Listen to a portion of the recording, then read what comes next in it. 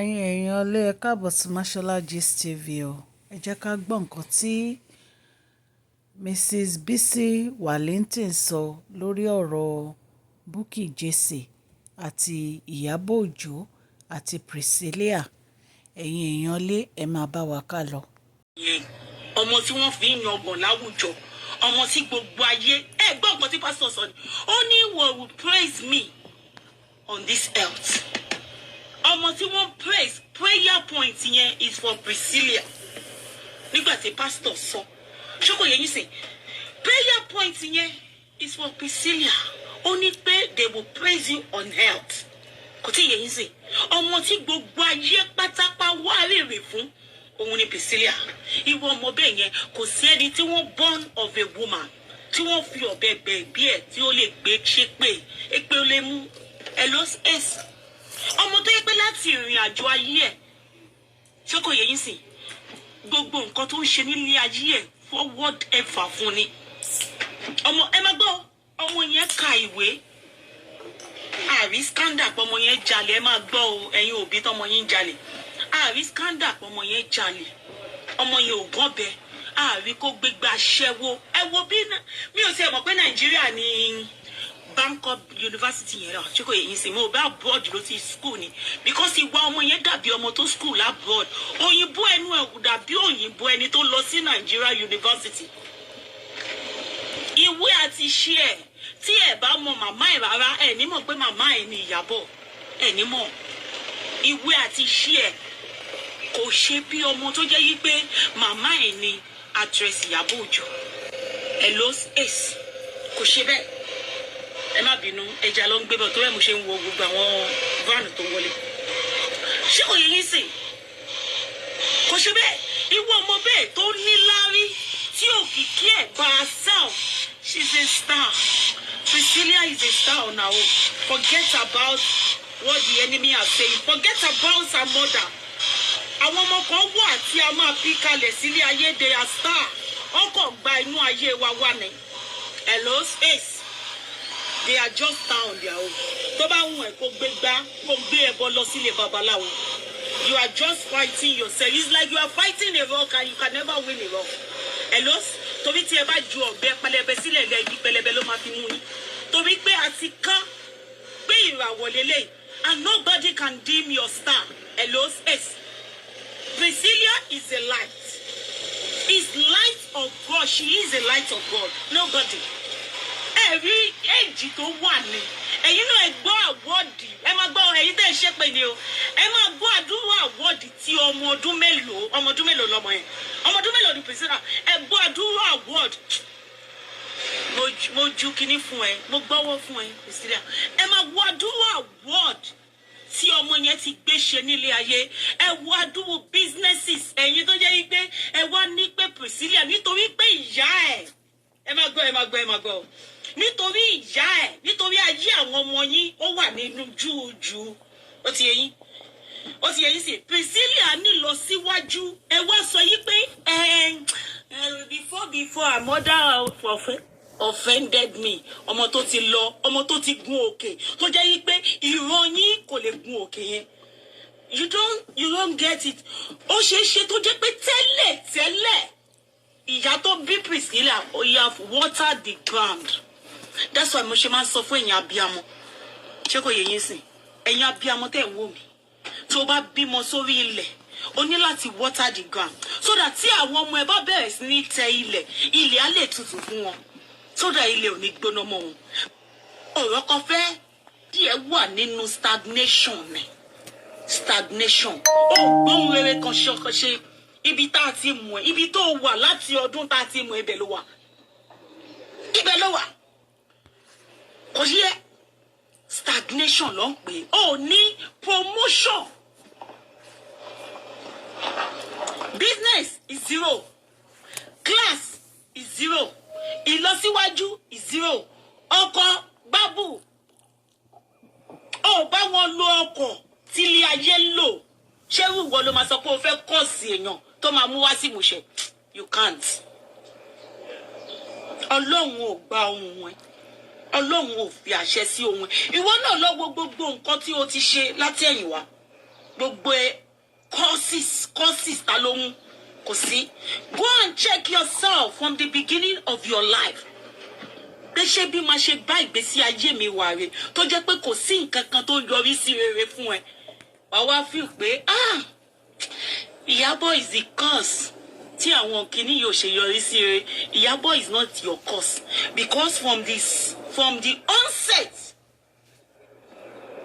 you didn't find the truth because you have a hatred towards any.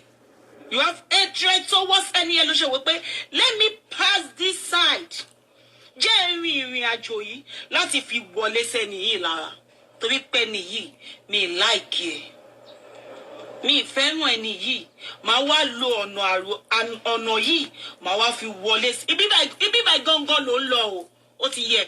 Ó sì mọ̀ pé tó bá gba ibi báyìí, ayé á béèrè lọ́wọ́ ẹ yìí pé kí ló ṣe fún ẹ. Òun ló ṣẹ̀ṣẹ̀ wá lọ gba ọ̀nà báyìí. Ó ti fi gbèsè ayé ẹ. Ó ti pé stagnation ló wà.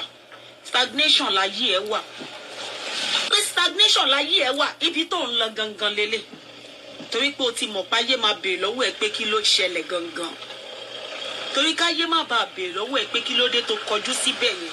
Òun ló ṣe kọ́kọ́ kọjú wá báyìí. Because o mọ̀ pé o ṣì máa padà báyìí.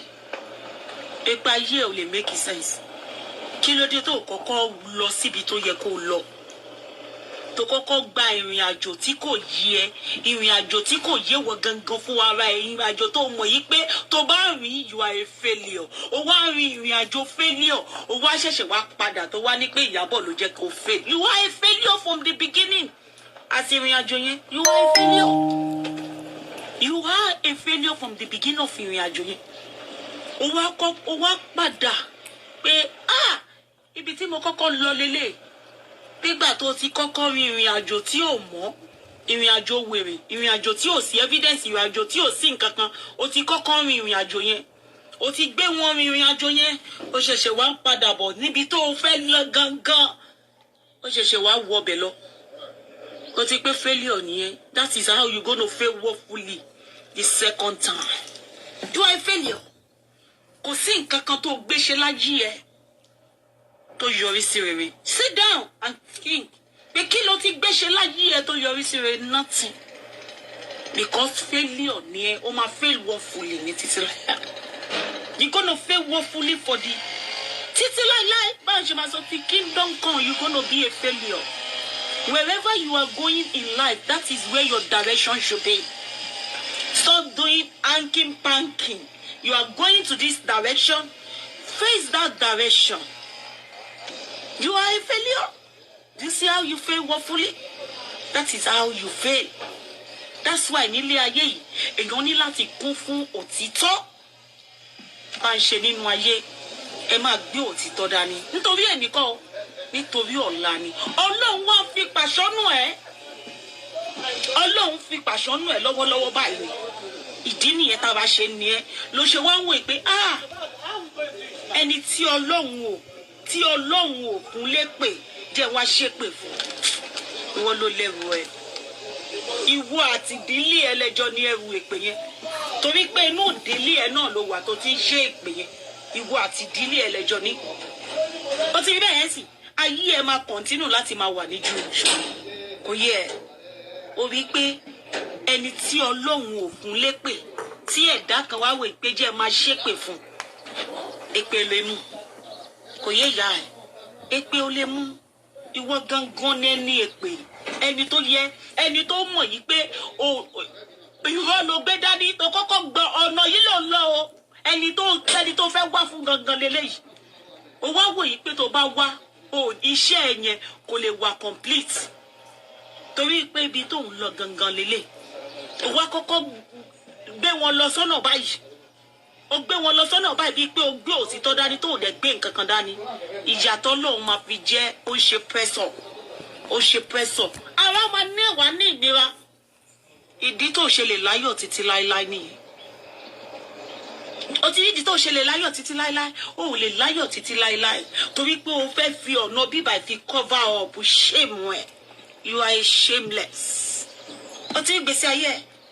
Ọlọ́run ti fi ẹ̀sìn ó jogún ẹ̀sìn sínú gbèsè ayé ẹ̀ ni ó wá wo ìpéjẹ́ wọ́n fi Ìyábọ̀ Òjó jẹ́ fi cover gbogbo ẹ̀sìn ẹlẹ́lẹ́yà tó ṣe jẹ́ fi Ìyábọ̀ Òjó jẹ́ fi cover ẹ̀ kò ní lè work kò yẹ ibi tó wà yìí la fẹ́ mọ̀ pé kí ló ṣẹlẹ̀ níbẹ̀ a fẹ́ mọ̀ result bíbà tó lọ tó kọ́kọ́ lọ result bíbà la béèrè kò yẹ gbogbo bullshit question yẹn a fẹ́ result bíbà tó kọ́kọ́ gbé wọn lọ yẹn òun là ń wá a fẹ́ rí ẹ̀rí ń bẹ̀ mú ẹ̀rí jáde ń bẹ̀ ẹ má dàrú kí ló dé tẹ́ fẹ́ sọ ni bó bá lè dogun tó dogun bó lè jìjà tó láìla result là ń béèrè a fẹ́ rí answer because mi mọ̀ pé failure ni I know that you are a failure. I know that you are a failure. Because èmi mọ̀ pé ẹni tó ń lọ ẹni tó nídìí gangan ni Ìyábọ̀ Òjó. Ṣùgbọ́n ìyá ẹ̀ ò mọ bó ṣe máa start ẹ̀. Ìyá ẹ̀ ò mọ bó ṣe máa start ẹ̀. Ẹni tó ń wá gangan ni Ìyábọ̀ Òjó. Mo rántí nígbà tí ẹnìkan bọ́ síta tó sọ yí pé o máa ń jowú Ìyábọ̀ Òjó. Mo di ọ̀rọ̀ yẹn mú mo mọ́wọ́ yẹn dání mo ní pé ṣé lè jẹ́ tòótọ́ ni àbí kò ṣe tòótọ́ àmúdá ni a ṣẹ̀ṣẹ̀ wá rí glary ní 2024 pé òdodo ọ̀rọ̀ nìyẹn pé o máa ń jealous ẹ̀ ní ibi tó lọ gangan nìyẹn láti lẹ̀ ṣùgbọ́n ò mọ bó ṣe fẹ́ yà lọ síbẹ̀ òun ló ṣe kọ́kọ́ gbé wọn lọ sọ́nà báyìí ẹ máa fún yín lótìtọ́ ni mo máa gbé òtítọ́ jáde máa gbé òdodo kò sí òtítọ́ kankan níbì kankan ẹ lọ sí nítorí pé ọ̀pọ̀lọpọ̀ yín wà so gullible òun lẹ ṣe ń tẹ̀lé wọn lọ sọ́nà báyìí ẹ ń tẹ̀lé wọn ò lè mú òtítọ́ kankan jáde kò yẹ yín ó lè ní wọn olè náà lẹ́jọ́ ọmọ máa jẹ́ títí láíláí ó lè ní wọn olè lọ́mọ máa jẹ́ títí láíláí ó lè kò sí òtítọ́ kankan tó lè gbé jáde fún yín mo blọ́ọ̀kì ẹni tó pè mí yẹn kò sí òtítọ́ kankan ẹ pè mí sórí 07957116232 nọ́mbà ilé tí bá ti dé storage ẹ má máa pè mí sí ṣé ti yẹ yín sí ṣé kò yẹ yín sí.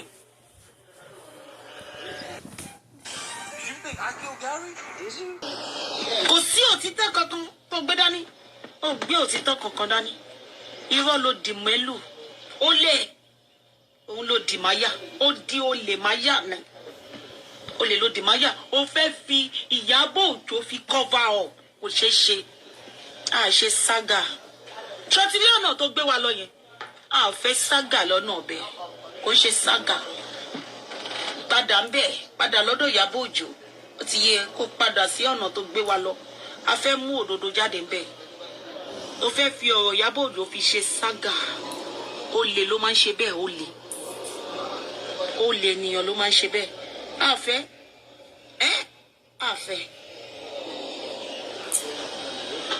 àfẹ́ ṣé kò yẹ padà ń bẹ̀ padà bọ́lẹ̀ ń bẹ̀ fún wa ní ẹ̀rí ó ti sọ fún wa lórí social media yìí kó o máa bá wa mú ẹ̀rí jáde ní ọ̀nà tó gbé wa jáde ó sọ bẹ́ẹ̀ orí ẹ̀ ní ọ̀pọ̀lọpọ̀ àwọn ènìyàn ṣe ń gbé owó kalẹ̀ olè ló ń pè olè èmi mọ̀ pé olè nìyẹn bọ́lẹ̀ bẹ́ẹ̀ èèyàn máa ń ṣe kan tán ni kó tó ṣe mí ìwà olè nìyẹn ìwà gbéríri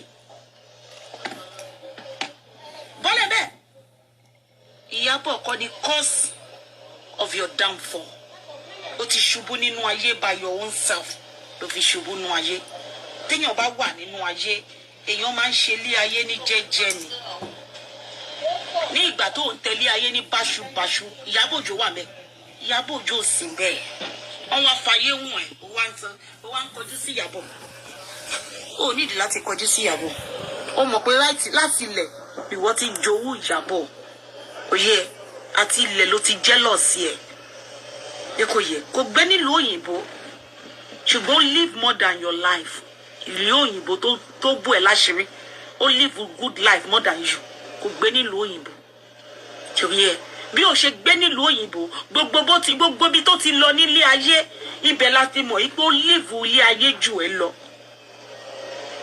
ó ti bẹ́ẹ̀ yẹn sì ọ̀tọ̀ ni pé kéèyàn gbé nílùú òyìnbó kéèyàn gbélé ayé dáadáa ó gbé nílùú òyìnbó wọ mọ́tò ìgbàlódé èwo lẹ́dẹ̀ ń fìlú òyìnbó cover up ó gbé nílùú òyìnbó wọ mọ́tò ìgbàlódé ṣé NASA ni àwọn mọ́tò yẹn ó pè kó kúkú máa wọ kó máa lo bus pass ó pè ó gbé nílùú òyìnbó ó dàbí ẹni tó gbé ní àwọn tó ń gbé ní Nàìjíríà gan tó wà ní kí ló kó Agége gan wọn bẹ́tà ẹ̀ tó ń gbé ní Agége tó ń gbé nínú face me and slap you ó yàtọ̀ sí wọn ó yàtọ̀ sí wọn ẹni tí ò gbé nílùú òyìnbó tó máa fi owó ara ẹ̀ wọ business máa gbọ́ ó máa fi owó ara ẹ̀ wọ business class ó máa wọ business class lọ sí Amẹ́ríkà ó máa wọ business class lọ sí ibi tí ọmọ ẹ̀ ń gbé ó máa wọ gbogbo ibi tó ń lọ ló ń wọ business class orí pé ó yẹ kó mọ̀ yìí pé kò ń ṣe wùyá ẹ̀ níyàbọ̀ òjò ó di dandan kó envy life ẹ̀ ó envy life ẹ̀ ní gbé wá kúrò bẹ́ẹ̀ àfẹ́ bẹ́ẹ̀ stop this fuckery gbé wá kúrò nínú ìgbésí ayé Ìyábọ̀ Òjó gbé wá padà ibi tó ti sọ pé ó máa ti bá wa mú ẹ̀rí jáde tó bá mú ẹ̀rí jáde kán gbé ẹ kúrò lórí social media nǹkan tó fún wa sọ nìyẹn a nídìí ẹ̀rí níbi tó kọ́kọ́ gbé wa lọ a fẹ́ òtítọ́ ń bẹ gbé wa padà níbi tó kọ́kọ́ gbé wa lọ ọ̀dọ̀ Ìyábọ̀ Òjó tó fẹ́ arrive sí yẹn tó fẹ́ fi bo ojú mọ́lẹ̀ kò sẹ́ni tó ju ẹ̀fọn bí gbogbo wa ló yé wa pátápátá ó ti yẹ a fẹ́ Ìyábọ̀ Òjó a fẹ́ Saga gbé wa padà síbi tó wà gangan kò yẹ Priscilla can never be cause Priscilla ò kì í ṣẹni tó ba lé gbèsè ayé ẹ jẹ́ Priscilla kọ́ ló sọ pé kó tán fún ẹ tìran ló fi tán fún ẹ Priscilla kọ́ Priscilla is a star and she remain that star. The glory of God is upon Priscilla. Kò yé ìyá ẹ̀. Omi ni Priscilla. Ìyálà yẹ anybody. Kò lè dé mú láìtẹ̀. Àfẹ́ni tí omi bá máa pa lórí. Kò yé ìyá ẹ̀. Priscilla. Kò yé ẹ̀. Priscilla gbé wá padà síbí báyìí. Ó lè ní yín ó lè ẹ wá sórí social media wá jalè ni. Tó ń bá rí yín wá sọ pé ẹ̀yin tẹ̀lé mama boss gbogbo nǹkan tí mo ní gbogbo nǹkan tí ẹ̀dẹ̀ ń jà wọ́n lólè lórí social media ẹ ń kówó wọn jẹ lórí Facebook ẹ gbé wa padà àṣẹ Saga ẹ gbé wa padà sí bíbá tí ẹ bá rí ṣe mú ẹ pack your load and leave Facebook má wàá fi Ìyábọ̀ Òjó cover up we are not àbáyé kò sí nǹkan tó kàn wá pẹ̀lú Ìyábọ̀ Òjó you have a beef láti ilẹ̀ pẹ̀lú ẹ̀ of course we are not interested. We're interested. Ó ti dá fún àwọn ọmọ ẹ̀ single-handedly single mother. No man one single mother of the year tó yẹ kó fún ní award. Òun ni Ìyábọ̀ Òjó single-handedly. Ó tọ́ àwọn ọmọ méjì. Àwọn ọmọ méjèèjì dẹ̀ lọ sí university wọ́n graduate. Salute you. Single-handedly tó wà ní Nàìjíríà. Tó wà ní Nàìjíríà tó máa sunkún lórí social media pé ọmọ òun ò tí ì jẹun. Ó single-handedly as a single mother mi ò fẹ́ mọ bó ṣe tọ́ àwọn ọmọ yẹn mi fẹ́ mọ bó ṣe raise wọn ó single-handedly ayé wọn dẹ̀ da ọkùnrin ò jalè kò gún bẹ ọkùnrin ọmọ Ìyábọ̀ Òjó ò jalè kò gún bẹ kò fọ́lé àárín nínú pépà ibi tán ti sọ pé ọmọ ọkùnrin jalè ó tún lọ sí uni ọmọ yẹn lọ sí uni kò yé ìyá ẹ ọmọ yẹn lọ sí uni ó graduate that is a single mother. Tell mama glory fún. Tell mama sọ pé let me tap into your glory. Tí mo pé nǹkan tí Ìyábọ̀ Òjó ṣe yẹn is a testimony on his own. That's a testimony on his own. Do you think it's easy for a single mother láti sanwó school ọmọ? Ìkan nínú àwọn ọmọ ẹ̀ ó lọ ṣe school ní abroad. Láti sanwó school ọmọ ní abroad. Láti rán ọmọ lọ sí university by herself. Láti train ọmọ by herself. Láti kékeré gbogbo alamọ story yẹn láti kékeré. Tó ti ń ṣe by herself. Táàdẹ̀ rí bí tí Ìyábọ̀ ti fìyà jẹ àwọn ọmọ ẹ̀ rí. Àrí bí tí Ìyábọ̀ àti àwọn ọmọ ẹ̀ tó ti wọṣọ ìkorò rí. Àrí bí tí Priscilla tó ti wọṣọ tó ti yarí. Ẹ gbé fún Ìyábọ̀. Ẹ gbé fún Ìyábọ̀ Òjó. That is a single mother. Tó ń me. Mama suffering when you are working as a single mother. You need to let the life of your children work with you. You are making your life to grow your children's life as well. Work with your children. Work with their life. Draw them. Don't be foolish and the life of your children over the backward. Iyabo Ojo was working for her life to be greater. He was working for their children's life to be better as well. Because ọ̀la ènìyàn, Iyabo Ojo máa jókòó sí a máa jẹun ọmọ comfortably.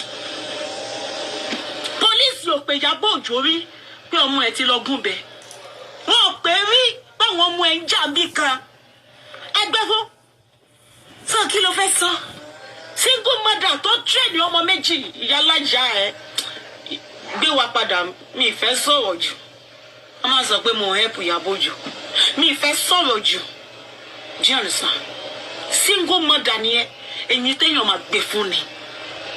Yes, torí Iyabo Ojo ti marry lẹ́ni. She is a single mother to train me ọmọ successfully success.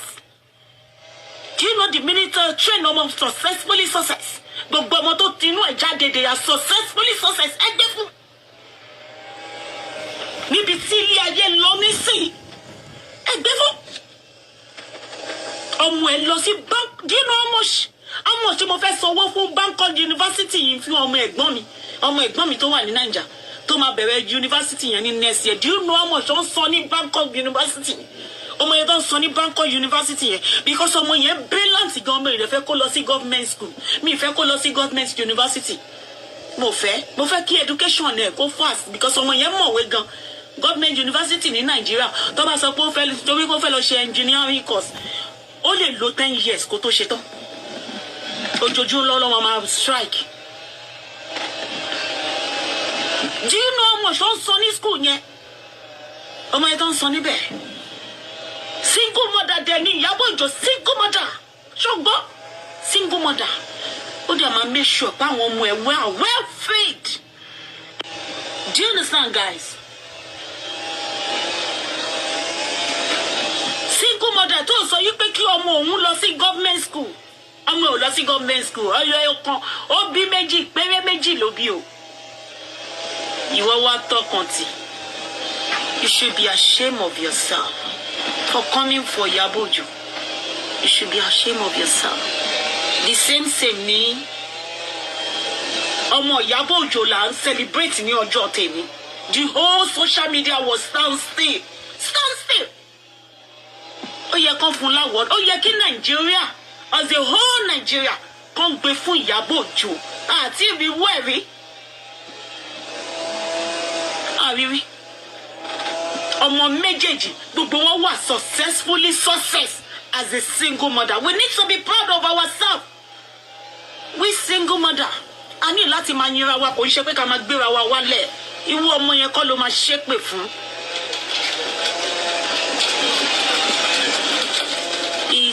Irú ọmọ yẹn she's not the one that make you to fail in life.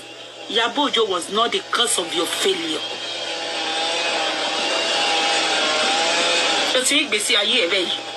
She's not the cause of your failure. When you fail to realize that you are a failure, o ma wà lójú kan náà ni. Do you understand? When you fail to realize that you are being failed in life, o ma pẹ́ kó tó mọ̀ pé ó dẹ̀ yẹ kí n ti correct failure yẹn, ó yẹ kó ti correct that step. And the same step you are taking that step every time. You keep repeating that step. What is not yours, you wanted it. Can't you see that you are a failure? Ó yẹ ká wá single mother ká máa tap nínú glory Iyabo Ojo. We should not fail. Ọkùnrin tó fi yín sílẹ̀, ọkùnrin tó fi wá sílẹ̀, kò tí yẹ ń sìn, kò ní dá kó bọ́. Ọkùnrin tó fi Iyabo Ojo sílẹ̀, he will want to come back to his life. Hello, yes, because ó máa fẹ́ kó mọ̀ pé yes, I am the father. Hello, yes, ọkùnrin tó fi Iyabo Ojo sílẹ̀, ó máa padà wá láti jẹ́ kí gbogbo ayé mọ̀ pé èmi ni bàbá àwọn ọmọ yìí. nítorí pé gbogbo àgbáyé lórí ògo yẹn gbogbo àgbáyé òun náà máa fẹ́ tààpù nínú ẹ̀. Ṣé pé Ìyábọ̀ Òjó nílé wàá dínà ìpè bàbá ọmọ lélẹ́yìí náà ó sì yẹ yín sìn àráyé náà ṣẹ̀ṣẹ̀ máa mọ̀ pé bàbá àwọn ọmọ ilé léṣá bàbá àwọn ọmọ ilé léṣá. Ṣùgbọ́n tí ó bá jẹ́ pé ìdákẹ́jì ni kò ní sí wọn ní yọjú. Ẹ jẹ́ ká máa fún àwa single mother ká máa gbé fún wa. Don't bring each other down. Stop it. It can be the turn of your children tomorrow. Stop bringing. When you don't like somebody, don't bring the children inside of it. Má mú ọmọ ẹ̀ wá sínú ẹ̀. Ẹ má mú ọmọ ara yín wá sínú ẹ̀. If you don't like me, don't bring my children into it. Face me alone. Face me alone. Má fọmọ sí. Bó ṣe jẹ́ nìyẹn, ó máa fọmọ sí. Always put people's children into risk. Wọ́n máa fi àwọn ọmọ wọn sínú òṣì orí burúkú yẹn. You don't like Ìyábọ̀ Òjó, face Ìyábọ̀ Òjó. Face Ìyábọ̀ Òjó. Because when they dig into your life, ìgbẹ́ ẹ̀rùn. Tó bá fẹ́ òdí ẹ̀ báyìí, òórùn. Ẹni tó bá gbọ́ òun díẹ̀, ẹni yẹn máa gbé lọ sí hospital. Wọ́n máa gbé ẹni yẹn lọ sí hospital. Did you see?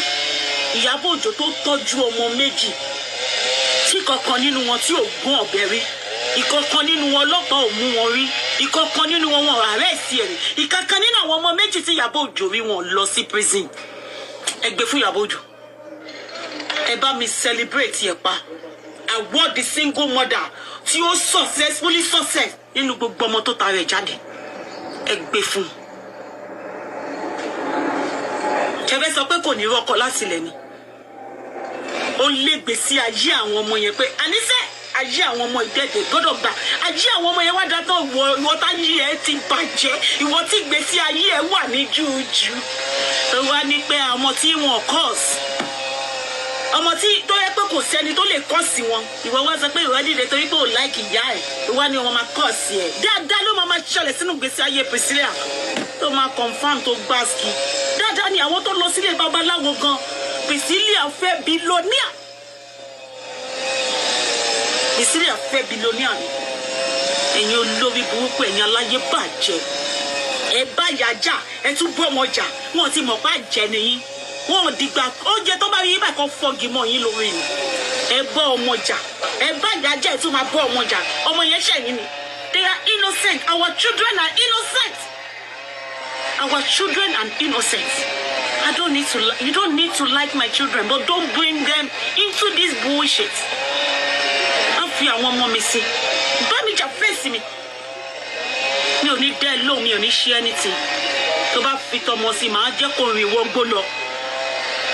Màá jẹ́ kó rìn wọgbó lọ, mi ò ní sọ̀rọ̀ síta, ṣùgbọ́n màá jẹ́ kó rìn wọgbó lọ.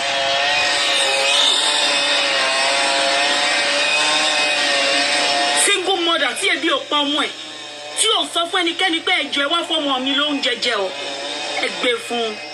Ó ti sanwó ọmọ school ní ìlú òyìnbó tí wọ́n wá tí ò fi dá fún ẹ tó fi ṣorí burúkú lórí social media. Ibẹ̀ ló rán àwọn ọmọ ẹ̀ wá kún wá ṣe school. Ó rán àwọn ọmọ ẹ̀ wá sí ìlú òyìnbó yẹn, the same ìlú òyìnbó tí ò fi dá fún ẹ. Kò dá fún ẹ nínú ìlú òyìnbó yẹn, torí tó bá dá fún ẹ wàá máa wọ mọ́tò ìgbàlódé nínú ẹ̀. Kò dá fún ẹ níbẹ̀. Tó bá dá fún ẹ, òní máa rẹ́ni tó wà nínú Nàìjíríà kò máa ṣépè fún. Kò dá fún ẹ nínú ìlú òyìnbó tó wà. Try láti padà sí Nàìjíríà. Bóyá ìlú yẹn máa gbé ẹ. Torí ìlú òyìnbó tó wọ ọkàn fi ń ṣe bójúbójú ni, torí kò lè dá fún ẹ. Torí tó bá dá fún ẹ ní wàá rí àwọn age mates yẹn bó ṣe rí, kò wo bí wọ́n gangan ṣe rí, wàá mọ̀ pé kò dá fún ẹ. Wàá rí àwọn age mates yẹn bó ṣe rí, wàá mọ̀ pé kò dá fún ẹ. Ìlú òyìnbó tó wà kò sún wọn fún ẹ, kò jiná fún ẹ. Torí tó bá jiná fún ẹ, ẹni tó ń gbé ní Nàìjíríà ò ní máa ṣépè fún láàárọ̀, kò ṣépè fún lọ́sàn-án, kò ṣépè fún lálẹ́. Kò dá fún ẹ. O ti gbèsè ayé ẹ bẹ́ẹ̀ yẹn. Kò dá fún ẹ ń bẹ̀ rárá.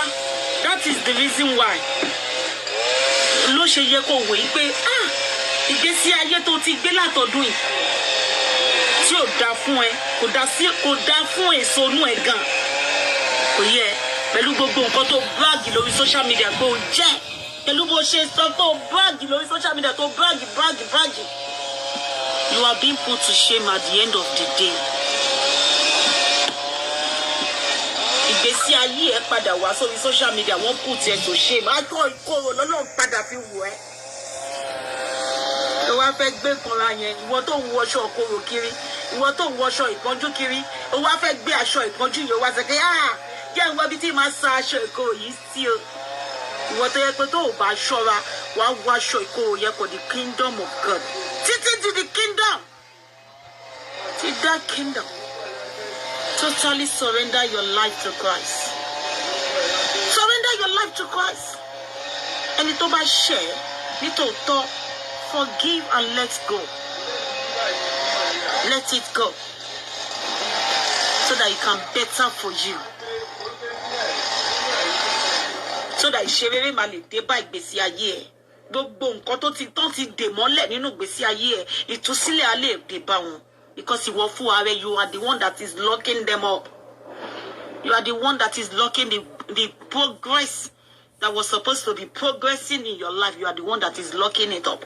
Ìwọ ló fi wọ́n sínú prison ayérayé. Ó ti rí ẹ bó ṣe ọwọ́ ara ẹ ló fi ń lock it up by yourself. Because you refuse to lose anybody that offended you. When you refuse to lose them, you are locking your glory. The glory that's supposed to descend on you, you are the one that is locking them up. You are putting your glory into a prison gate. Ofi, ìwọ ló fi ọwọ́ ara ẹ gbogbo rere tó yẹ kó ṣẹlẹ̀ nínú ìgbésí ayé ẹ, ìwọ ló tì í sínú cage, prison cage. But yeah, let them go because sometimes àwọn tá a rò bóyá ó ṣẹ̀ wá, àwọn kan ló ṣẹ̀ wá. Sometimes we are facing wrong place. Ó ṣeé ṣe kó jẹ́ pé kó ti marry lọ́jọ́ tèmi. Ó ṣeé ṣe kó ti rọ́kọ lálùbáríkà because you keep locking people in a cage. You keep locking people in prison. In your heart, you know you have a prison in your heart that you are locking them. That is the reason why o lè rí nǹkan gbé ṣe. O lè rí nǹkan gbé ṣe. Ẹni tó dá kò ní rí ẹ. O máa wà ńbẹ̀ for the kingdom come. You don't know? Ọlọ́run sọ yìí pé I made you with my own image. When God created Adam, He created Eve. Hello? When God created Adam, He created Eve. It means that when God created me, He has created my own.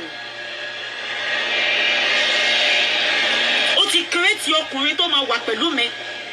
He has created it. Ṣùgbọ́n your forgiveness, what are those things that will not allow you to germinate in your life? The glory of God to germinate in your life. Forgiveness. Forgiveness. Try to forgive. Try to have the heart of forgiveness. You didn't forgive. And you thought, even though you go to so many places, oh lole babalawo, ibi pelebe la mati mamu ole jembe. What are the signs? For the glory of God to germinate in your life. Because when God created you, God has created your Adams. It is your war. No, Jackie Adams said, because you have locked your Adams in the prison. But you lock in the prison. When you refuse to forgive, you refuse to let go. Jealousy. Oh my God, say, I'm a jealous and win you. Jealousy people. You are jealousing so many people. Jealousy. Something that you can fight to get. Something that you can work to get. You will jealous it. You will make you to hate that person. And it's your yeko hate, wama hate. Is uncalled for. Don't release those people that you think that want to share because you don't think that you have offended somebody. And when your man share, you don't offend person. Only saint is son. And when your man share, you will man share because you are the only saint in this universe. Oh mama share. You don't offend people. Do you know how many people that you have stepped their toes? Do you know how many people that you have destroyed with your mouth? Do you know how many people? Word that does not concern you. Do you know how many people that you have used your word of your mouth to put them in the cage? Do you know how many people? And you are the one that will not allow them to go. You will think that they are the one offended you. Àwọn ló ń ṣẹ̀ mí.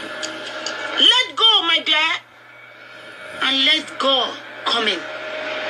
Tó bá jẹ́ pé tòótọ́ ni ìyá bẹ́ẹ̀ ṣẹ̀. Let God come in. Jẹ́ kí Ọlọ́run kó ṣe ìdájọ́. Let God step in. He said it in his word. He said, I will carry your burden. Let God carry your burden. Stop carrying the burden of what God have said. Only gbé ẹrù ẹ tó wúwo wá, òun abẹ́ gbé kí ilé ayé ẹ lè fúyẹ́. Bó lórí burúkú ẹ̀ ó ń wù láti 90-50 ló ti ń wọ ẹrù wíwò yìí. Lóhun rere kankan ò ṣe ti késàrí ẹ̀ jáde. Ó tún jẹ́ kó affect ìgbésí ayé èso tó ń jábọ́ láti inú ẹ̀. Gbogbo burden tó yẹ Ọlọ́run sọ pé bring all your burden so that wàá lè wà free of too much ẹrù burúkú jàǹkárí ìwọ̀ orí burúkú tó ń kó kiri. Ọlọ́run sọ pé kó gbé wá síwájú òun kó ń bẹ gbé. Wèrè ò gbé lọ síbẹ̀. Òun rù kiri ni. Òun rù kiri jẹ́ni tó kó ẹrù sórí. Òun lọ ọkùnrin fẹ́ rí ló fẹ́ fẹ́. Ọkùnrin ò ní lè fẹ́. Torí àwọn ẹrù yẹn ò ní jẹ́ kó wà attractive. Àwọn ẹrù jàǹkárí ìwọ̀ ẹrù burúkú ẹrù òfò níwájú títí ẹ you are beautiful but níwájú ẹni tó fẹ́ rí ẹ gangan you are old ó ti ju 90 years lọ torí àwọn ẹrù kẹrù ẹwọn ẹrù wíwó tó wà nínú ìgbésí ayé ẹ kò ní jẹ́ kán rí ẹ. Let's go and let God step in while fighting the battle that God Almighty God have fight. While fighting the battle the Almighty God have fight, you can never win. Have you win any battle? You did not. Have you won any battle in your life? No. You are still a failure. As Timothy counts, you are still a failure. Why can't you let God Almighty to step in? Every time they will advise you, you will still continue to do the same thing. Every time. Abiyamọ ni wá. Ẹni tí ò bá bímọ nìkan ló máa ń ṣe nǹkan tí mo gbogbo nǹkan tí mo sọ tó bá ṣe because ó bá lọ ó máa vanish ìwé onítọ̀hún máa vanish ni. You don't understand? Abiyamọ ni wá. The way you want it nǹkan tó bá fẹ́ gbogbo nǹkan tó ń ṣẹlẹ̀ sínú ìgbésí ayé Priscilla ẹ jẹ́ ká rí abiyamọ tó sọ pé kò gbọdọ̀ ṣẹlẹ̀ sínú ayé àwọn ọmọ òun.